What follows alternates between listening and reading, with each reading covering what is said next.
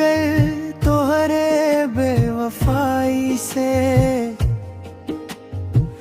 अखियां रोवत बा तन्हाई से। जेकरा खाते दुनिया से लड़नी, वही छोड़ गए रुसवाई से। याद तो हर सांझ सतावेला, नींदियों अब ना आवेला। टूटल सपना के टुकड़ा टुकड़ा सीना में रोज चुभावेला। दिलवा टूट गए तोहरे बेवफाई से,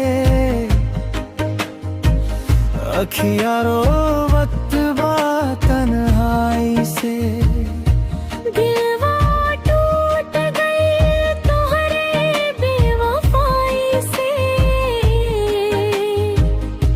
हमरा सांसों में बसाई से।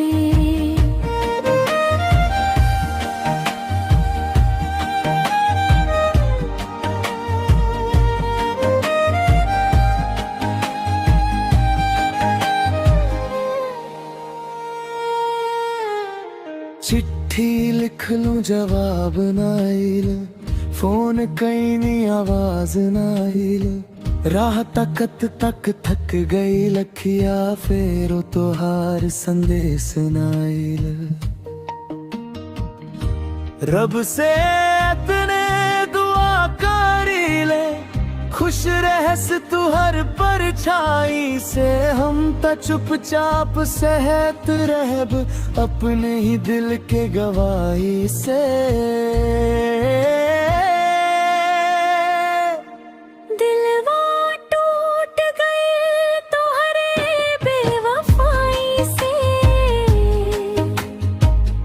अखियां रोवत बा तन्हाई से।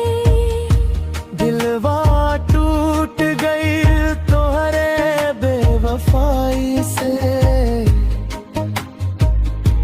हमरा सांसों में बसाई से।